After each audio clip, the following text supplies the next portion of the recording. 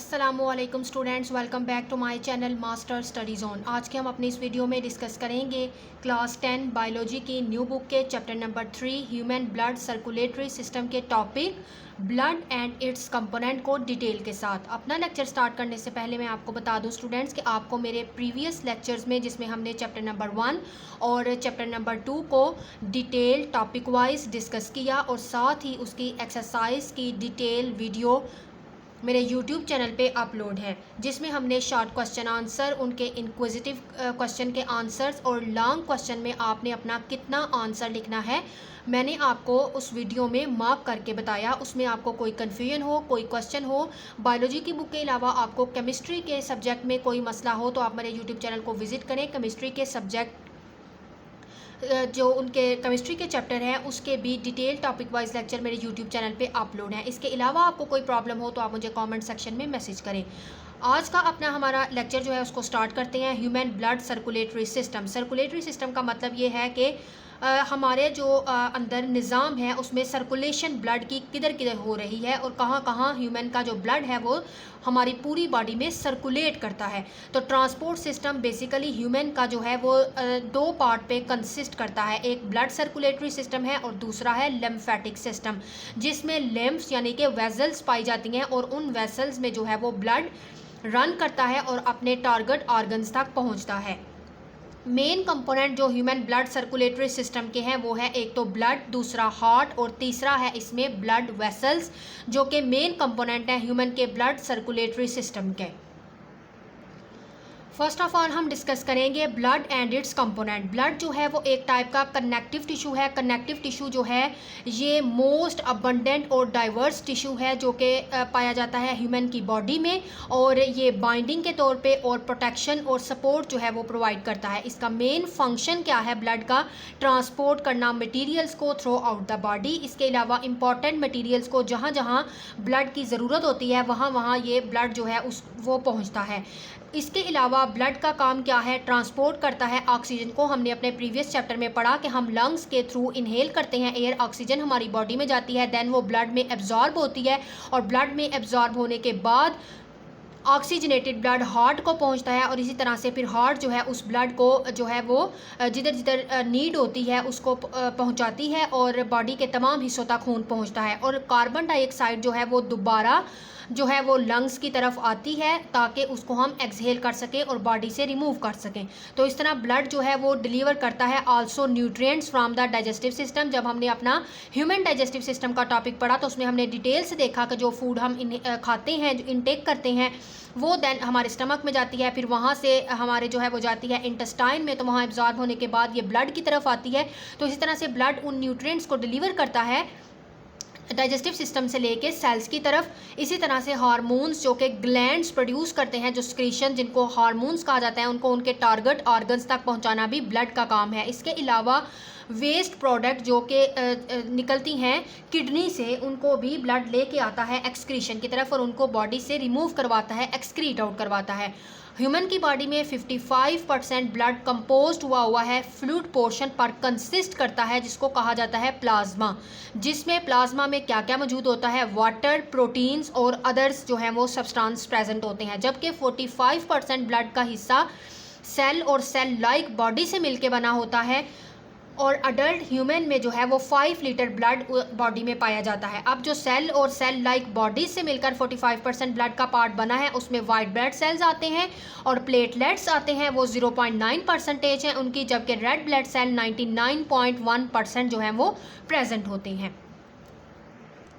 Next है blood plasma. Blood plasma क्या है? अभी हमने डिस्कस किया कि ब्लड प्लाज्मा के अंदर जो है वो एक लिक्विड पोर्शन है ब्लड का, जिसमें 90 to 92% वाटर, 7 to 9% प्रोटीन्स और 1% दूसरे सब्सटेंस प्रेजेंट होते हैं। और वो दूसरे सब्सटेंस कौन से हैं?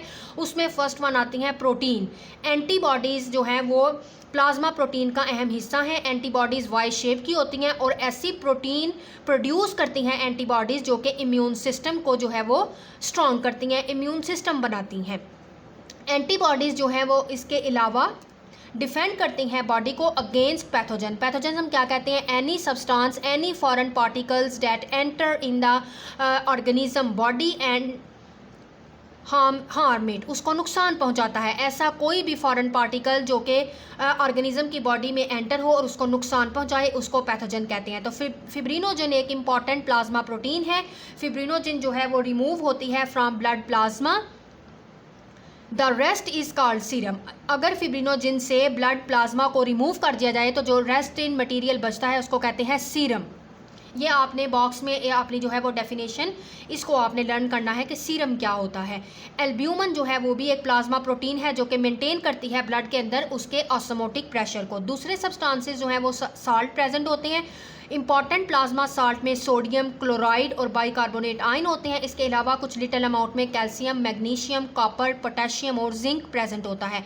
इसके अलावा न्यूट्रिएंट्स, वेस्ट और हार्मोन्स प्रेजेंट होते हैं। प्लाज्मा के पास न्यूट्रिएंट्स होते हैं जैसा कि ग्लूकोज, लिपिड्स और अमाइनो एसिड वगैरह प्रेजेंट होते हैं। ये न्यूट्रिएंट्स जब ब्लड में शामिल होते हैं, ये ब्लड में कैसे शामिल होते हैं? डाइजेस्टिव सिस्टम के थ्रू। जब खुराक हजम हो जाती है, स्टमक से इंटेस्टाइन में पहुंचती है, तो स्मॉल इंटेस्टाइन से देन ये एब्जॉर्ब होके ब्लड में शामिल होते हैं न्यूट्रिएंट्स। तो वहाँ से ये न्यूट्रिएंट्स ब्लड में एंटर हो जाते हैं। जो वेस्ट प्रोडक्ट होते हैं सेल्स के, वो भी इस प्लाज्मा के अंदर प्रेजेंट होते हैं।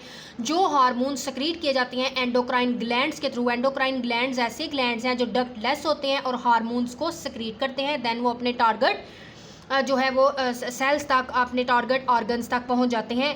ये भी इनको भी कैरी किया जाता है प्लाज्मा के थ्रू ही।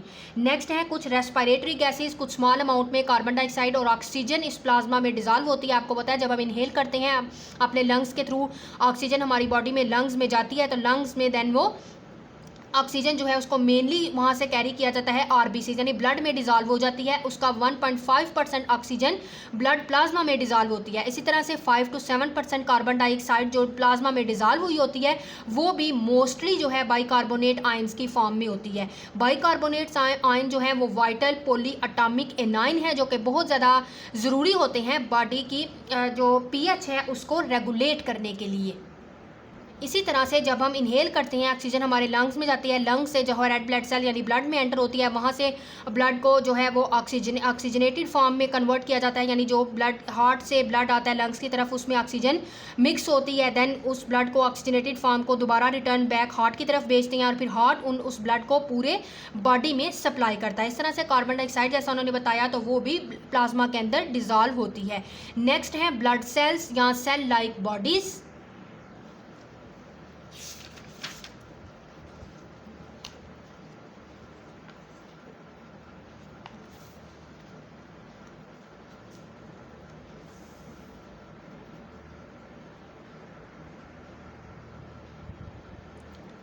जी, तो ब्लड सेल्स जो हैं ये क्या है? रेड ब्लड सेल या cell like bodies. Red blood cell जिनको एरिथ्रोसाइट्स भी कहा जाता है। रेड ब्लड सेल जो है वो डिस्क शेप के होते हैं, बाइकनकेव होते हैं। अगर इनको देखा जाए तो इनमें एक गड्ढा सा होता है इसके सेंटर में, जिसको डिप्रेशन कहते हैं। रेड ब्लड सेल के पास हीमोग्लोबिन जो है वो एक पिगमेंट पाया जाता है जो कि टर्न्स ब्राइट रेड होता है जब वो ऑक्सीजन उसको मिलती है, और डार्क रेड होते हैं जब वो डीऑक्सीजनेटेड होते हैं। ये ऑक्सीजन को ट्रांसपोर्ट करते हैं और लिटिल अमाउंट में कार्बन डाइऑक्साइड को भी साथ ब्लड में ये ट्रांसपोर्ट करते हैं। 4 to 5.5 million red blood cells जो हैं वो पर मिलीमीटर क्यूबिक ब्लड में प्रेजेंट होते हैं। और after birth immediately red blood cell जो प्रोड्यूस करता है वो है लिवर और स्प्लीन। जब फिर जो है वो बेबी थोड़ा बड़ा हो जाता है, अडल्ट होता है, तो उसके अंदर उसके रेड बोन मैरो जो है वो बनाते हैं जो ये रेड ब्लड सेल हैं, या शॉर्ट बोन्स भी बनाती हैं जैसे स्टर्नम छाती की हड्डी, रिब्स, पसलियाँ, वर्टिब्रेट, बैकबोन जिसको बोलते हैं, ये फिर जो है वो रेड ब्लड सेल्स बनाती हैं। रेड ब्लड सेल की जब फॉर्मेशन होती है तो इनके अंदर न्यूक्लियस और ऑर्गेनेल्स जो हैं वो ब्रोकन डाउन होती हैं। एवरेज लाइफ स्पैन अगर देखा जाए रेड ब्लड सेल का तो 128 डेज यानी कि 4 मंथ्स होता है। फिर रेड ब्लड सेल का जब ये लाइफ स्पैन कंप्लीट हो जाता है, इनकी एज कंप्लीट हो जाती है, तो ये रिमूव हो जाते हैं बाय स्प्लीन एंड लिवर और स्प्लीन इनको बॉडी से रिमूव कर देते हैं। बहुत से जो है वो 30 से ज़्यादा ट्रिलियन रेड ब्लड सेल जो हैं वो हमारी पूरी बॉडी में पाए जाते हैं। उनमें 2 million red blood cell die होते हैं और रिप्लेस होते रहते हैं every seconds in human body. Next है वाइट ब्लड सेल जिनको ल्यूकोसाइट्स कहा जाता है। वाइट ब्लड सेल स्मॉल्स होते हैं, बीन शेप्ड होते हैं और ये जो हैं वो कलरलेस होते हैं, इरेगुलर शेप में प्रेजेंट होते हैं। और इनका इम्पॉर्टेंट जो फंक्शन है वो है बॉडी को डिफेंड करना against diseases. White blood cell जो हैं ये भी बोन मैरो में बनते हैं और जब ये मेच्योर हो जाते हैं, ये कुछ ब्लड सेल्स मेच्योर होते हैं लिम्फ नोड्स के अंदर। लिम्फ नोड्स क्या है? ये स्मॉल बीन शेप ऑर्गन है जो कि एक्ट करता है as a important filter in immune system. और ये लिम्फ नोड जो हैं वो नेचर ने रखे हैं नेक में, आर्पिट्स में। इनका काम होता है बैक्टीरिया और वायरस को ये डिटेक्ट करते हैं और उसको उधर ही ख़त्म कर देते हैं। इसके अलावा टॉन्सल्स, थाइमस और स्प्लीन वगैरह में ये मेच्योर होते हैं red blood cell, white blood cell. White blood cells larger size के होते हैं as compare to red blood cells और इनका एवरेज जो है ये 7000 वाइट ब्लड सेल प्रेजेंट होते हैं ब्लड के पर मिलीमीटर क्यूबिक के अंदर। नॉर्मल रेंज जो है इनकी ये अडल्ट्स के अंदर होती है। इनका लाइफ स्पैन डिपेंड करता है इनकी नीड पे कि जब नीड इनकी बॉडी में ज़रूरत होती है तब ये बनते हैं, जब ज़रूरत नहीं होती तो ये ख़त्म हो जाते हैं। ये सेवरल टाइप्स के होते हैं। मेजर इनकी 2 टाइप्स हैं, ग्रैनुलोसाइट्स और ए ग्रैनुलोसाइट्स। ग्रैनुलोसाइट्स ऐसे वाइट ब्लड सेल्स हैं जो दानेदार होते हैं। इनकी 3 टाइप्स हैं, न्यूट्रोफिल, एसिनोफिल एंड बेजोफिल्स। इनके न्यूट्रोफिल जो है इसका काम है ये बैक्टीरिया को डिस्ट्रॉय करता है और क्लीन करता है डेड सेल को जहाँ भी कहीं इन्फेक्शन हुआ होता है। एसिनोफिल का काम होता है ये पैरासाइट से फाइट करते हैं और एलर्जिक रिएक्शन कॉज करवाते हैं। बेसोफिल का काम होता है कि ये हिस्टामाइन जो कि एक प्रोटीन है रिलीज़ करता है टू कॉज इन्फ्लेमेशन, सूजन होती है एंड प्रोड्यूस एलर्जिक रिएक्शन। और एलर्जिक रिएक्शन जो है वो प्रोड्यूस करते हैं जब हमें कहीं चोट लगती है तो इसी वजह से वहाँ पे जो है वो हमें सोजश हो जाती है या बाज़ औक़ात एलर्जिक रिएक्शन होता है तो वो ये बेजोफिल उस टाइम रिलीज़ करता है हिस्टामाइन जिसकी वजह से ये होता है। दूसरी तरफ यह है इसकी टाइप ए ग्रैनुलोसाइट। इनका क्लियर साइटोप्लाज्म होता है और ये 2 टाइप के होते हैं, मोनोसाइट्स और लिम्फोसाइट। मोनोसाइट्स जो हैं ये बनाते हैं मैक्रोफेजेस यानी कि कुछ बड़े सेल्स जो कि इनगल्फ करते हैं डेड सेल और जर्म्स वगैरह को, जबकि लिम्फोसाइट्स का काम है ऐसी एंटीबॉडीज़ बनाना जो कि पैथोजेंस के अगेंस्ट काम करती हैं। कोई भी फॉरेन पार्टिकल जब हमारी बॉडी में एंटर होता है तो ये क्या करती हैं, डिजीज़ काज करती हैं होस्ट के अंदर। ये पैथोजेंस उनको कहा जाता है कि कोई भी फॉरेन पार्टिकल जो हमारी बॉडी के अंदर एंटर हुआ है वो डिजीज़ काज करता है। डिजीज़ काजिंग एजेंट को कहा जाता है पैथोजेंस। नेक्स्ट है सेल लाइक बॉडीज़ जिनको प्लेटलेट्स और इसका दूसरा नाम है थ्रोम्बोसाइट्स कहा जाता है।